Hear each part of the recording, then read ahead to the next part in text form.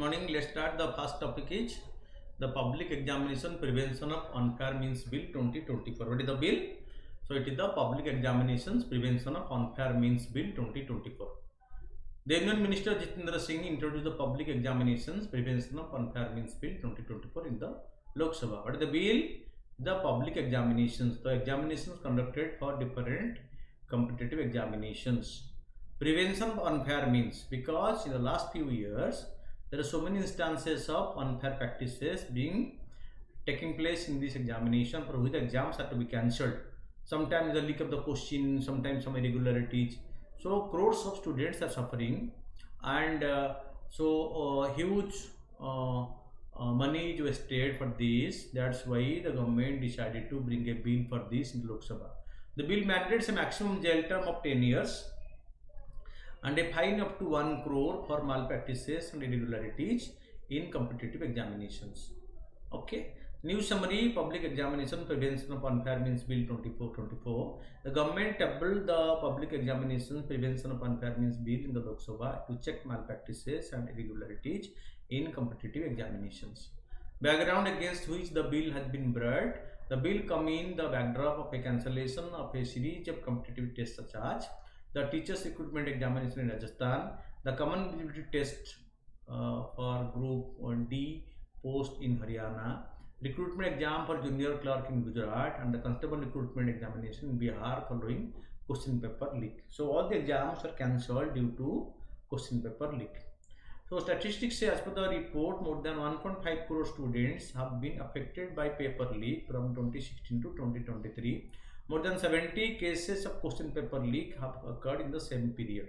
70 cases means for 70 different examinations, the question paper have been leaked in the period for which the students have to suffer. At least a dozen recruitment drives have been cancelled owing to paper leak in the state between 2018 and February 2023. Since 2014, 615 accused have been arrested in connection with the 33 cases of government recruitment paper leaks. No specific substantive law is there. At present, there is no specific law to deal with unfair means adopted or offences committed by various entities involved in the conduct of public examinations by central government and its agencies. And the key highlight of the public exam bill: the objective of the bill is to bring greater transparency, fairness and credibility to the public examination system, and to reassure the youth that their sincere and genuine efforts will be fairly rewarded and their future is safe. The bill is applicable to central recruitment entrance exams conducted by the Union Public Service Commission, the Staff Selection Commission, the Railway Recruitment Board, Institute of Banking and Personnel Selections, National Testing Agency. Okay, so all these are the major recruiting agency of the Government of India. The NTA, the National Testing Agency, conduct exam for admission to higher educational institutions like the Joint Entrance Examination for Engineering, National Eligibility Test for the Medical, the Common University Entrance Examination (CUET) for undergraduate and postgraduate students. Apart from these designated public examinations, authority, all central ministry and department as well as their offices for recruitment will also come under the purview of the new law. Okay, so the new law will also cover other domains, okay, to which examinations are conducted.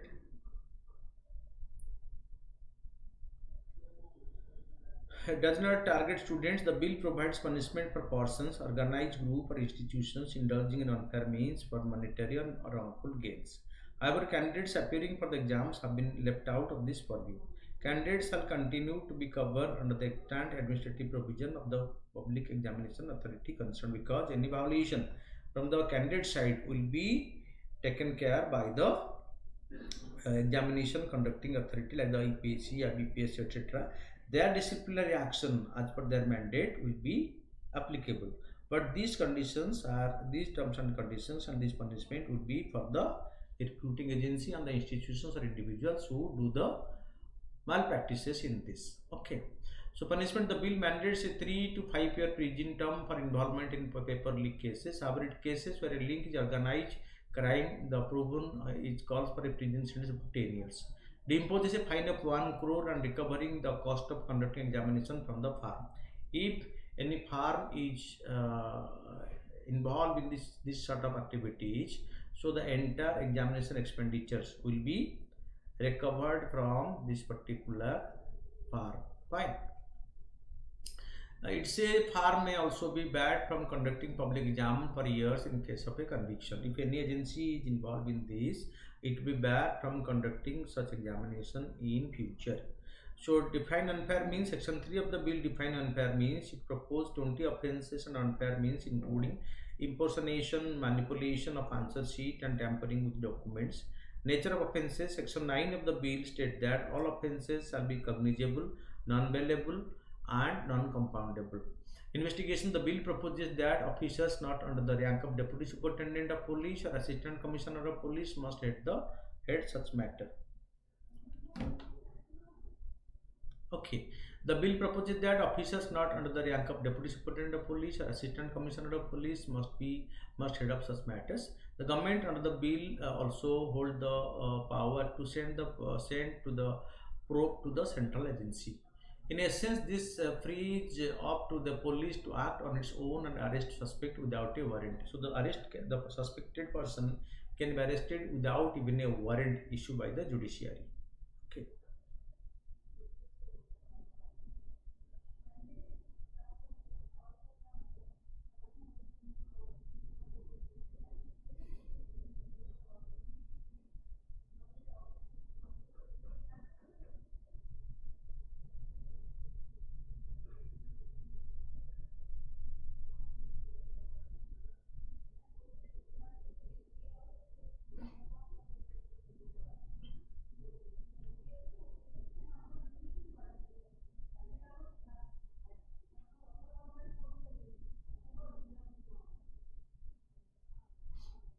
Okay, so the bill proposes the formation of a high-level national technical committee on public examination that will make recommendations to make the computerized examination process more secure. The committee shall look into developing protocols for insulating digital platforms, devising ways and means for developing foolproof IT security system, ensuring electronic surveillance for examination centers, and formulating national standards and services for both IT and physical infrastructure to be deployed for conduct of such examinations. More draft for the states. While the provision will be binding for Central Public Examination Authority, it will serve as a nodal draft for the states. The next is the economy topic. India's manufacturing sector saw employment profit improved despite pandemic blow. The Ministry of Statistics and Program Implementation released the annual survey of industry 2021-2022. According to the ASIE, that annual survey of industry, the COVID-19 pandemic affected the number of factories and fixed investment in the organized manufacturing sector in the country, but profits and invested capital record an increase. Okay, so there is faster post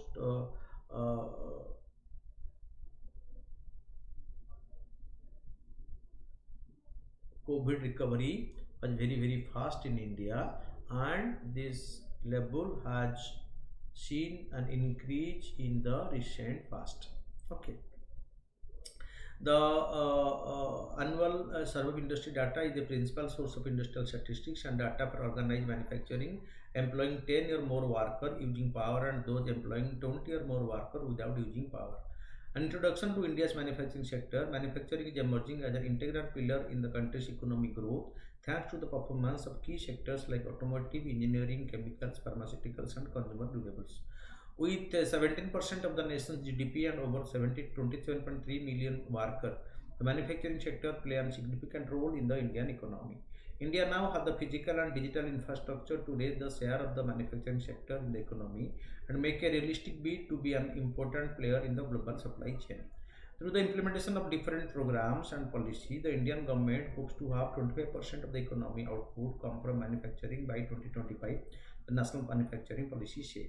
Potential of the India's manufacturing sector. India's target of achieving the milestone of USD 1 trillion by the year 2028 is promising, with key industries such as the electronic industries and industrial machineries and textile playing a pivotal role in this.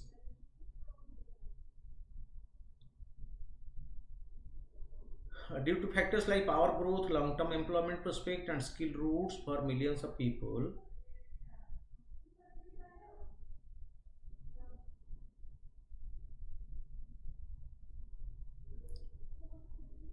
India has a significant potential of engage in international market. Several factors that global value chain are well.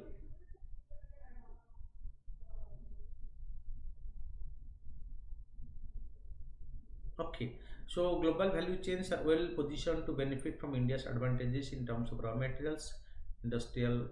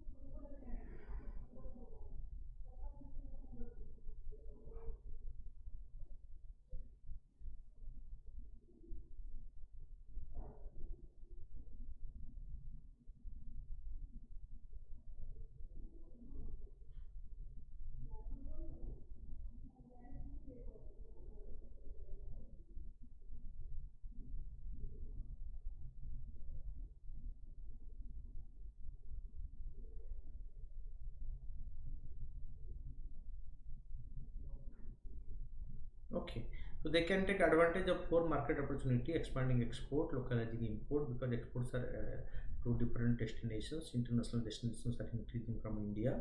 So also,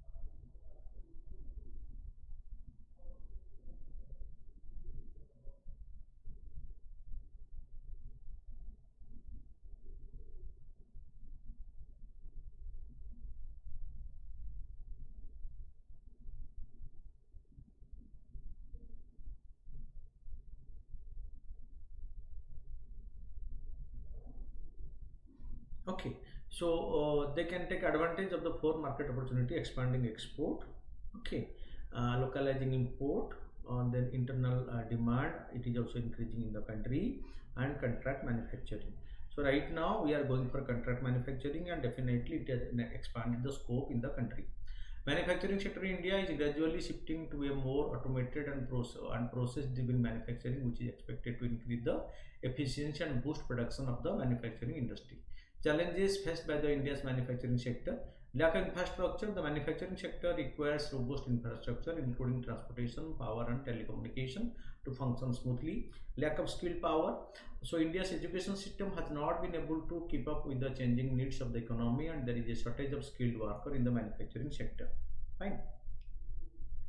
Complex regulatory environment. India's regulations are often complex and difficult to navigate, which is a significant deterrent for business looking to set up manufacturing units in India, because so due to the hard and rigid rules and regulation in India, so it is becoming difficult, or it is disheartening for investors to come to India and to engage in Indian manufacturing. Lacking innovation. The lack of innovation has made it difficult for Indian manufacturers to produce goods that are competitive with those produced in other countries, because the number of innovations, the range of innovation in India is very less. That is why so we are unable to compete with others in innovating products.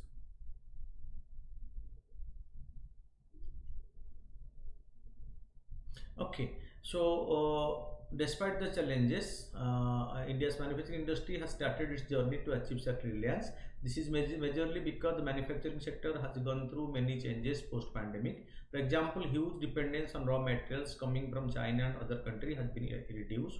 India is gradually progressing on the road to Industry 4.0 through the Government of India's initiative like the Make in India National Manufacturing Policy and the PLI Production Link Incentive Schemes for manufacturing, where the government has given. This has encouraged then to go for manufacturing.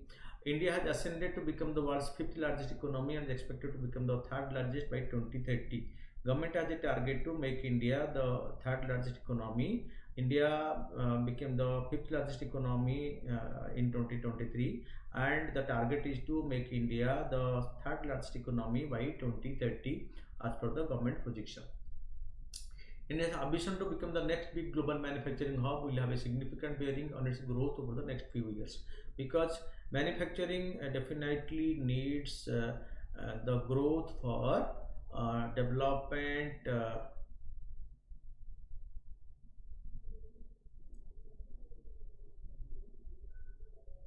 of the country. So manufacturing is the most important aspect and that needs to be developed. So manufacturing sector's contribution will be much more in Indian economy for it transforming it to a 5 trillion economy and also the third largest economy in the world. Employment in the manufacturing sector took a hit during the lockdown affected year 2021, but then recovered in 2021-22 level higher than pre-pandemic.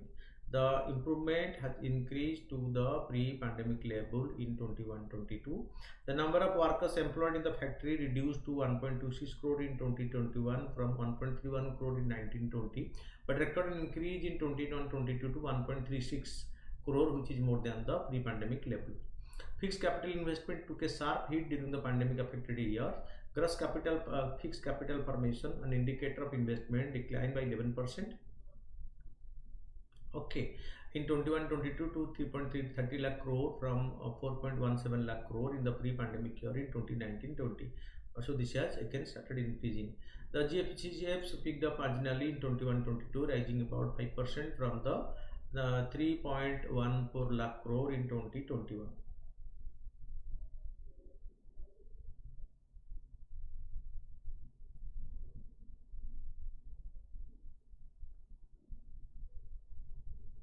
Profit in the manufacturing sector grew sharply from the pandemic affected years, ranging by 42.3% to compound annual growth rate. CAGR stands for compound annual growth rate to 9.51 lakh crore in 21-22 as against 4.70 lakh crore in 2019-20. The gross value added, it has gone up significantly by 26.6% in 21-22 over the 2020-21 riding on a high growth in the industrial output, which grew by more than 35% in the value term during this period in the current prices.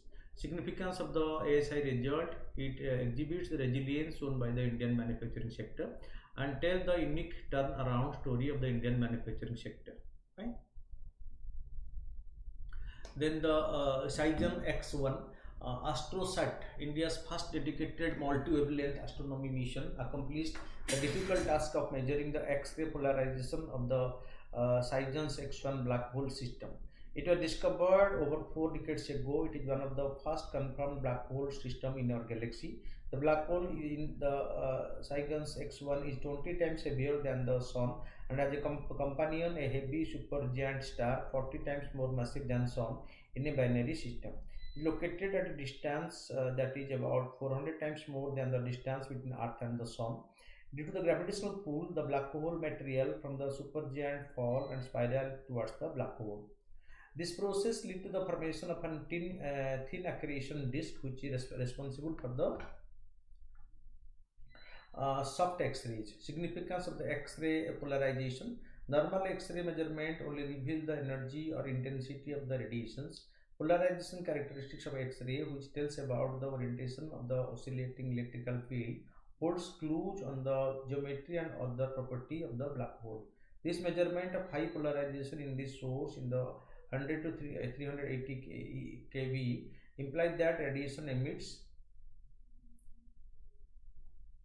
emitted from the source at energy above 100 kV is likely to have originated at the black hole jet.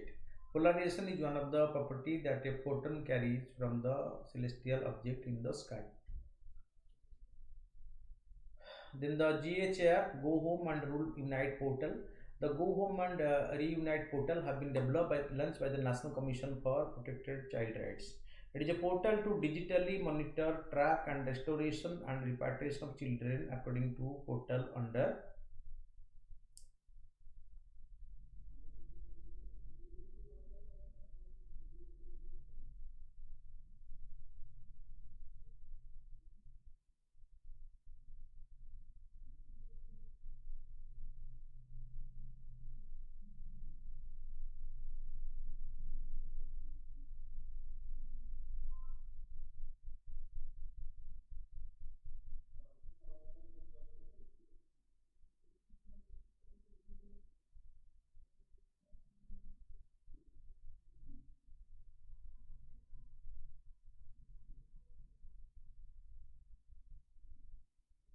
Okay, so it has been developed and launched by the National Commission for Protection of Child Rights (NCPCR). The following are the salient features of the portal: digital tracking and monitoring of children who are in the juvenile justice system and have to be repatriated to another country, state, or district.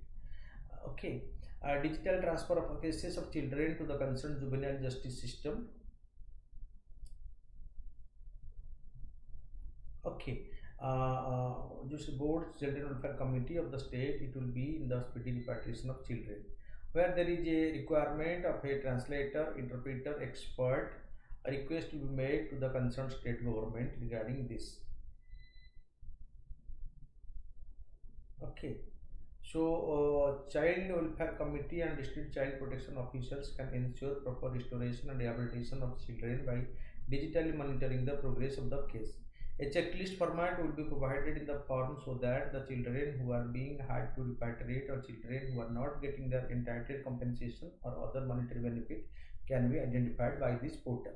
List of government implementing scheme will be provided so that at the time of restoration, the child welfare committee can link the child with the scheme to strengthen the family and ensure that the child remain with his or her family. Fine. Key facts about the National Commission for Protection of Child Rights. It has been constituted by the Government of India under the Commission for Protection of Child Rights Act 2005 and is mandated to function for the protection and promotion of the child rights.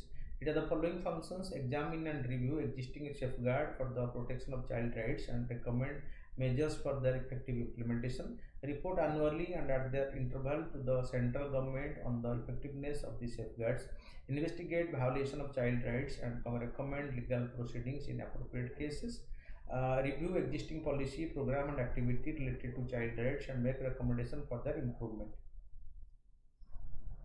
Promote research in the field of child rights. Raise awareness of child rights and available safeguard through various means such as the publications, media and the seminars.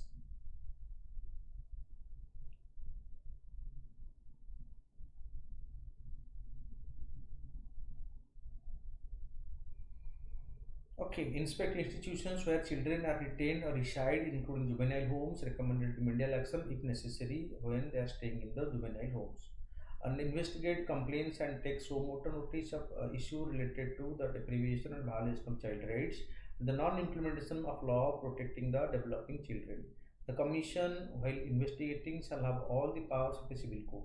The Commission is further mandated to monitor the proper and effective implementation of Protection of Child from Sexual Abuse Act, the POCSO Act 2012, Juvenile Justice Care and Protection Child Act 2015, the Right to Free and Compulsory Education Act 2009. These all will be reviewed by the Commission. Then the Nano DAP. Recently, the Finance Minister of India, presenting the interim budget, announced the expansion of the application of Nano DAP in various crops in all agroclimatic zones. It is a unique liquid fertilizer produced that contains nanoparticles of diammonium phosphate. It is a source of nitrogen and phosphorus, two key primary nutrients essential for the growth of the crop. It contains 8% nitrogen and 16% phosphorus by volume. Unlike conventional DAP, which comes in granular form, IFFCO's Nano DAP is in liquid form. It has an advantage in terms of surface area to volume as its particle size is less than 100 nanometers.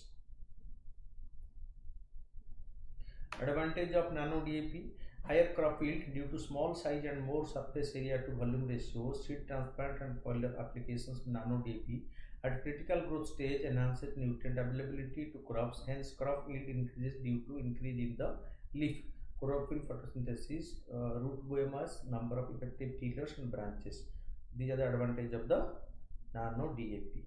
So, quality food, nutritional quality of harvested food produces was found to be better in terms of protein and the nutrient content in case of Nano DAP. Reduction chemical fertilizer usage: enhanced use of one bottle 500 ml of Nano DAP can potentially replace the phosphorus requirement made by the conventional DAP by 50%. That means this is environmental friendly and protect the environment. Environmental friendly production of Nano DAP is energy and resource friendly. Precision and targeted application of this to crop therefore lead to agricultural sustainability and safety of the environment by reducing soil, air and water pollution. They all are reduced by the use of Nano DAP. It is more pocket friendly than its conventional counterpart. A 500 ml Nano DAP equivalent to 5 kg bag of conventional DAP. It is said to significantly reduce the impact on import burden because DAP is imported from abroad. This nano DAP being indigenously produced will definitely reduce the import burden on Indian government. DAP or diammonium phosphate is the second most commonly used fertilizer in India after urea. It is high in phosphorus that stimulates root establishment and development, without which plant cannot grow the normal size and will take too long to mature. Okay. Inclusive education for disabled at the secondary stage scheme. The Karnataka government recently suspended 5 officers for dereliction of duty in the implementation of the inclusive education for disabled at the secondary stage scheme. About the inclusive education for disabled at the secondary stage scheme, IEDSS has been launched for the year 2019. This scheme replaces the earlier scheme of integrated education for disabled children. The aim of this scheme is to enable all students with disability to pursue 4 years of secondary education in an inclusive and enabling environment after completing 8 years of elementary schooling. It provides assistance for the inclusive education of disabled children in the class 9 to 12. The scheme covers all children studying in the secondary stage in government, local body and government aided schools with one or more disability as defined under the Personal Disability Act. The National Trust Act 1999 in the class 9 and 12, namely the blindness, low vision, leprosy, then leprosy cured, hearing impairment, locomotive disability, mental retardation, mental illness, autism and cerebral palsy, and many eventually covers speech impairment, learning disability, etc.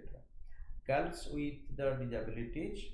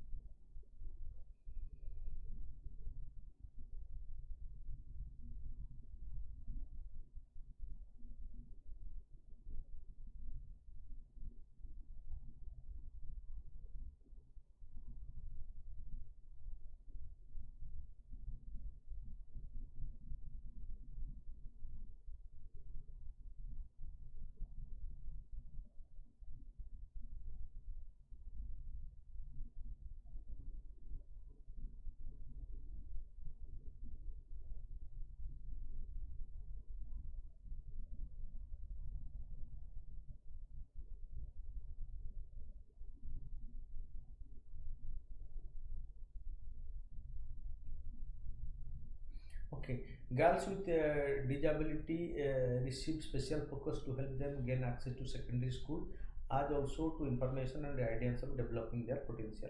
Setting a model inclusive school in every state is envisaged under the scheme launched by the government. Components, student-oriented components such as medical and educational assessment, books and stationery, uniforms, transport allowances, reader allowances, stipend for girls, support services, assistive devices, boarding the lodging facility, therapeutic services, teaching learning materials, etc. provided. Other components include appointment of special education teacher, allowances of general teacher for teaching such children, teacher training, orientation of school administrators, establishment of resource room, providing a barrier-free environment, etc. Okay, implementing agency, the school education department, the state government, union territory administrations are the implementing agency of such scheme. They may involve NGO having experience in the field of education of the disabled in the implementation of the scheme, because the NGOs will be doing a commendable job because they have their experience in this domain. Financial assistance. Central assistance for all items covered in the scheme is 100%. State government are only required to make provisions for scholarship of 600 for disabled child per annum. This scheme now subsumed into the Rashtriya Madhyamik Shikha Abhiyan (RAMSA) in 2020 from 2013. RAMSA was launched in 2013 for this. Okay. And this scheme will be merged with RAMSA right now. Okay. So exercise Vayu Shakti 24. So the Indian Air Force will be conducting exercise Vayu Shakti 24 on 17 February 2024 at the Pokhran Air to Ground Range near the Jaisalmer in Rajasthan. The Indian Air Force is selected to carry out three large-scale war games in February 17, namely the Vayu Shakti, Gagan Shakti, and the Tarang Shakti. Vayu Shakti, Gagan Shakti, Tarang Shakti. It will be a riveting demonstration of offensive and defensive capability of the Indian Air Force, spanning across day and night. The exercise will also showcase joint operations with the Indian Army.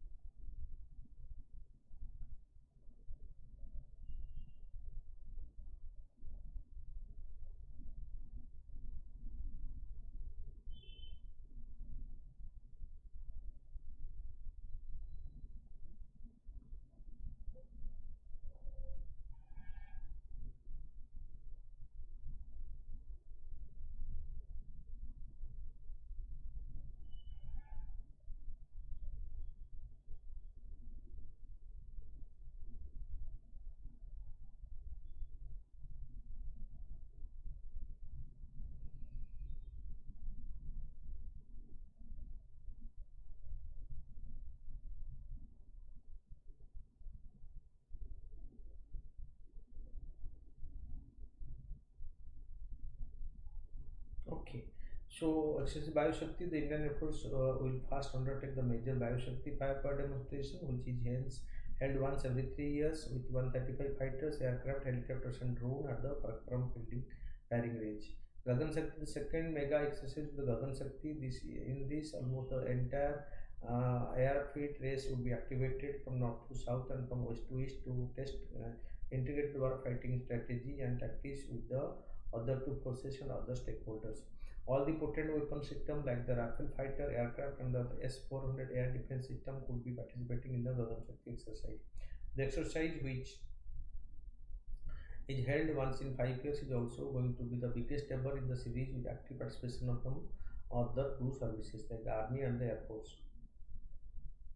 Tarang Shakti, the third major exercise, Tarang Shakti would be the first ever multinational exercise to be held in the country. This will see aircraft from friendly forces like the USA, Germany, France, Australia, and neighboring other friendly country taking part in it. Then coming to the question, lack of active involvement of vulnerable sections impact the effectiveness of welfare schemes in India. Highlight the challenges and suggest measures for enhancing the participation of vulnerable sections in the policy process. Welfare schemes are designed to provide social protection,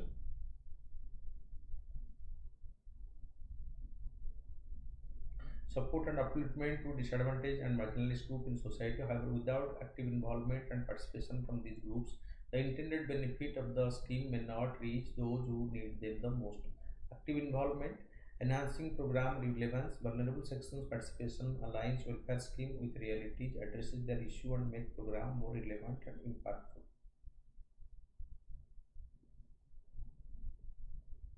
Promoting ownership and employment, active involvement empowers and vulnerable section to set policy that directly impact their lives, fostering a sense of ownership and agency in the programs.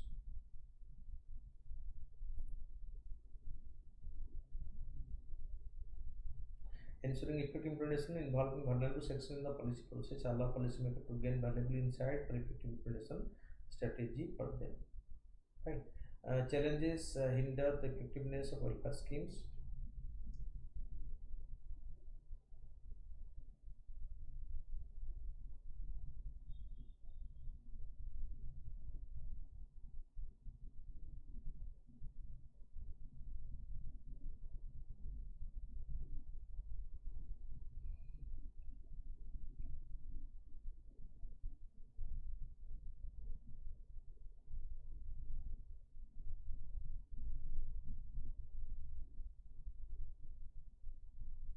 Okay, limited awareness, lack of awareness due to illiteracy, limited information access, language barrier, and absence of awareness campaign hamper the schemes that hampers scheme participation. Okay, so exclusion and discrimination, discrimination based on caste, gender, religion, or socioeconomic status hamper vulnerable groups participation, perpetuating inequality and undermining welfare schemes. Administrative challenges, administrative inefficiencies, corruption and bureaucratic hurdles hinder access to welfare schemes, undermining trust and discouraging active engagement.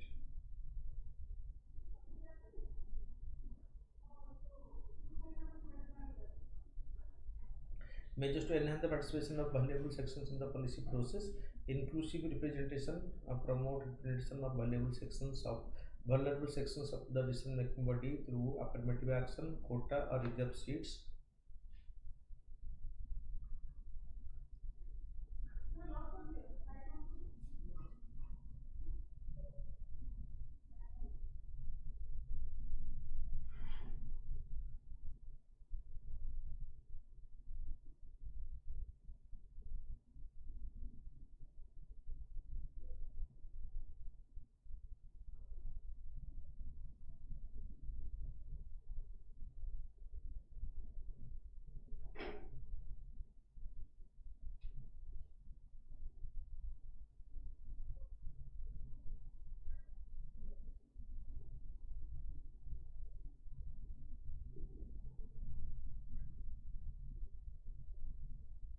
Okay, so inclusive representation promote representation of the vulnerable section in decision making body through affirmative action, quota, the reserved seats are all governmental level.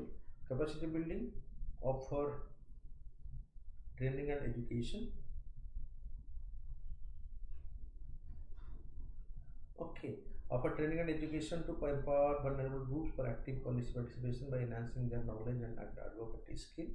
Outreach and awareness campaign, engage vulnerable section through targeted campaign to inform them about policies, consultation and participation opportunities, utilizing diverse communication channels.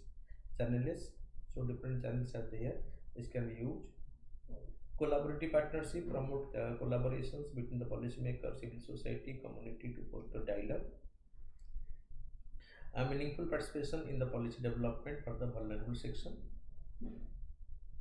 Monitor and evaluate outcomes, establish monitoring and evaluation system to access policy for vulnerable sections, ensuring inclusivity, effectiveness and intensifying gaps of improvement.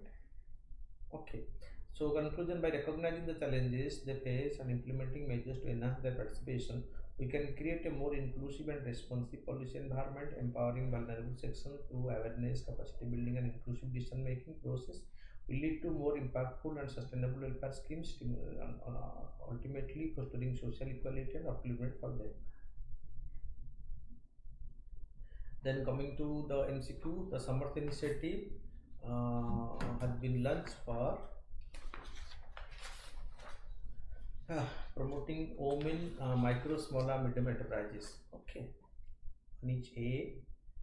Consider the following statements. She participated in the Salt March and Quit India movement. She is the first health minister of independent India. She is Rajkumar Amrita Kaur. Regarding the India-Bhutan relation, consider the following statement. Bhutan serves as a buffer state in India and China. That's right.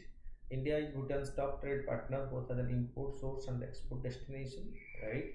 The Mansakedu hydroelectric power project is the first ever joint venture project in India and Bhutan. 1 and 2 are correct, not all the 3. Only 2 are correct. GRAPS 3 experiment has been in news recently. Its objective is to study cosmic ray in the galaxy. So A is the right answer. As the following statement, fertilizer grade diammonium phosphate DAP contain 18% nitrogen, 46% phosphorus and is manufactured by reacting ammonia with phosphoric acid. Indian Farmer Fertilizer Cooperative Co. runs nano DAP containing 8% nitrogen and 18% phosphorus by volume. So here both 1 and 2 are correct. Consider the following statement with respect to United Nations Relief and Work Agency UNRWA. It operates only in the Gaza Strip and West Bank. That is wrong. 2/3 of the forest is located in okay. Then it mandates it to facilitate peace negotiations with Israel and Palestine. Here neither 1 and 2 are correct. Both are incorrect. The Humboldt Enigma as seen in news recently just with the biodiversity in the mountain regions. Humboldt atmospheric calculation is the biodiversity of the mountain regions. C. Consider the following statement regarding Amazon rainforest. The Amazon rainforest covers an area twice the size of India. So, two-thirds of the Amazon rainforest located in Brazil, right? El Nino typically brings more rain and load than the temperature of Amazon rainforest. Your two are correct. So the following statement: a brain-computer interface enables direct communication between the brain and the external device without using traditional neuromuscular pathway. That brain-computer interface involves the use of sensor to detect brain activity, which is then translated into commands for interacting with the external world using the thoughts. Here, both 1 and 2 are correct, but statement 2 is the correct explanation of statement 1. So A is the right answer. Consider the following statement with reference to the forex reserve. Trade surplus, current account balance, and exchange rate are the main component of the forex reserve.